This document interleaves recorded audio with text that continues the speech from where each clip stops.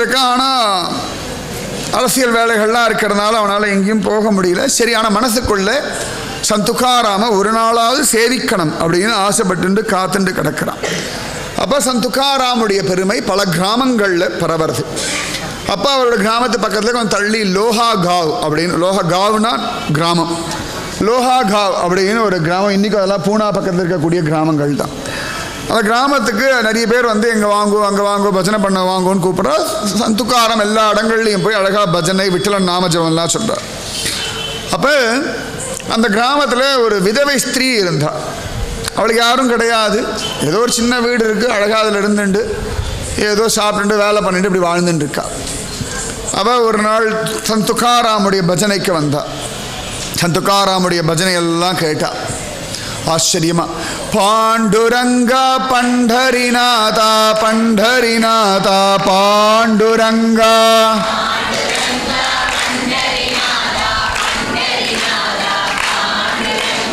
பாண்டுரங்கா பண்டரிநாதா பண்டரிநாதா பாண்டுரங்கா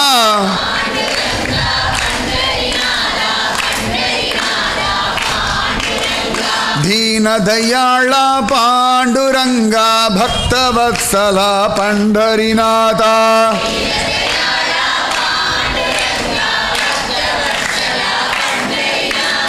दीनदयाळा पांडुरंगा भक्तवत्सला पंढरीनाथा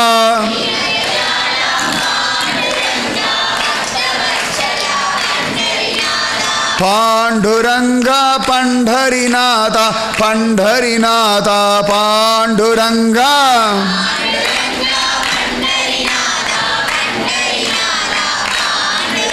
இந்த பஜனையெல்லாம் பாடினார். அழகா சந்துக்காராம் சொன்னார், நாமஜபம் பண்ணுங்கோ, பகவான் பக்தாளிடத்துல ரொம்ப சௌலபியமாக இருக்கான், உங்கள் வீட்டுக்கெலாம் வந்து சாப்பிடுவான் அப்படின்லாம் சொல்லிட்டு இருந்தார்.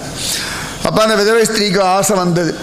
ஒரு நாள் சந்துக்காராம் அவளுடைய பக்தாள்லாம் கூப்பிட்டு ஆற்றுல சாப்பாடு போடணும்னு ஒரு ஆசை. சாதாரண ஒரு நிலைமையில தான் அவள் இருக்கா. பயந்து போய் சந்துக்காராம் இடத்துல கேட்டா, இந்த மாதிரி எங்கள் வீட்டில் சாப்பிட்றதுக்கு ஒரு நாள் நீங்கள் வருவேளா, உங்களுக்கு சாப்பாடு போடணும்னு எனக்கு ஒரு ஆசையாக இருக்குது. பெருசாக பலவிதமான பதார்த்தங்கள்லாம் பண்ண முடியாது, ஆசையோடு பண்ணுவேன். நீங்கள் வந்து என்னோட குடிசையில் இருந்து ஆகாரம் எடுத்துன்றீள் அப்படின்னா எனக்கு பெரிய பாக்கியம் அப்படின்லாம் சொன்னான். சந்துக்காராம் சொன்னால் அதுக்கு என்னம்மா கட்டாயம் வரேனே அப்படின்னா அழகாக உடனே அவள் ஜோராக ஓடி ஓடி ஓடி எல்லாம் ஏற்பாடு பண்ணுறான். அவளுக்கு அவ்வளோ சந்தோஷம். விட்டலன் யார் வீட்டில் போய் சாப்பிட்றானோ அவர் எங்கள் வீட்டில் வந்து சாப்பிட்றார் அப்படின்னு அவளுக்கு ஒரு சந்தோஷம். நியாயமான தானே, சந்தோஷம் தானே. அழகாக எல்லாம் பண்ணிட்டு இருக்கா. அவள் வீடு கொஞ்சம் பாழடைஞ்ச வீடு. என்னைக்கு சாப்பிட வரப்போகிற சமையல்லாம் பண்ணிட்டு இருக்கா. திடீர்னு பார்த்தா அந்த வீட்டோட செவரு கொஞ்சம் கொஞ்சமாக அப்படி சரிய ஆரம்பிச்சுடுது. இவளுக்கு ரொம்ப வருத்தமாக போயிடுது. என்னடா அது போயும் போயும் இந்த செவரு விழுந்துடும் போல இருக்கே அப்படின்னு ரொம்ப வருத்தப்படுறா. ஓடி வந்து சந்துக்காராம் இடத்துல சொல்கிறா, சுவாமி எனக்கு என்ன அபச்சாரம் பண்ணேன்னு தெரியல, இந்த மாதிரி எங்கள் வீட்டு செவரு எப்போ வேணா விட நிலைமையில இருக்குது, எல்லாம் ஏற்பாடு பண்ணிட்டேன், எனக்கு ஒன்றுமே புரியலையே அப்படின்னார். துக்காராம் அதுக்குள்ளே வாதத்துக்கு வந்துட்டுருக்கார், வீட்டுக்கு வந்துட்டுருக்கார். உடனே கவலைப்படாதேன்னு சொல்லிட்டு அழகாக அந்த சிவத்துக்கிட்ட போய் சொன்னார், அப்படியே நில்லு கொஞ்சம் நேரம், அவசரமே கிடையாது, இப்போ அவசரமாக விழுந்து உனக்கு ஒன்றும் ஆக போகிறதில்ல, இரு நான் இப்போ பஜனை சத்சங்கம் எல்லாம் பண்ண போகிறேன் அப்படின்னுட்டார். சிவர் அப்படியே நின்றுது. நிற்குமான்னா இந்த பைசா நகரத்து சாய் கோபுரம் ஒன்று உலக அதிசயம் ஒன்று உளறிட்டு இருக்கா பாருங்க, அது பாவம், அது வந்து உலக அதிசயமே கிடையாது, கட்டடக்கலையுடைய கேவலம் அது. ஏன்னா அந்த மண்ணை ஒழுங்காக மதிப்பிடாமல், அந்த மண்ணில் ஒழுங்காக வச்சா நிற்குமான்னு தெரியாமல், அஸ்திவாரம் ஒழுங்காக போடாமல் கொஞ்சம் கொஞ்சமாக சாஞ்சு போயிடுத்து. இது சாய்வாவே கட்டினதில்லை, நேர கட்டினது சாஞ்சு போயிடுத்து. உலக அதிசயம் எதுன்னா நம்ம தஞ்சை பிரகதீஸ்வரர் கோவில் இன்னி வரைக்கும் சாயாமல் நிற்கிறது பாருங்கோ, அசாத்தியமாக. என்ன கட்டடக்கலை! வாழ்வார்த்தகரி கோவில் எடுத்துக்கோங்க, நவதிருப்பதியில் எல்லா கோவிலும் எடுத்துக்கோங்க. இந்த திருக்குறுங்குடியில் மலைமேல் நம்பின்னு ஒருத்தர் இருக்கார். அந்த மலைக்கு இப்போ போகிறதுக்கே நமக்கு இடுப்பு கை காலெல்லாம் தனித்தனியாக போய் அங்கே போய் பொறுக்கி எடுத்துக்க வேண்டியிருக்கு. அந்த காலத்தில் எப்படி போனான்னு தெரியலை, எதை எடுத்துன்னு போய் கட்டினான்னு தெரியல அந்த பெருமாள்.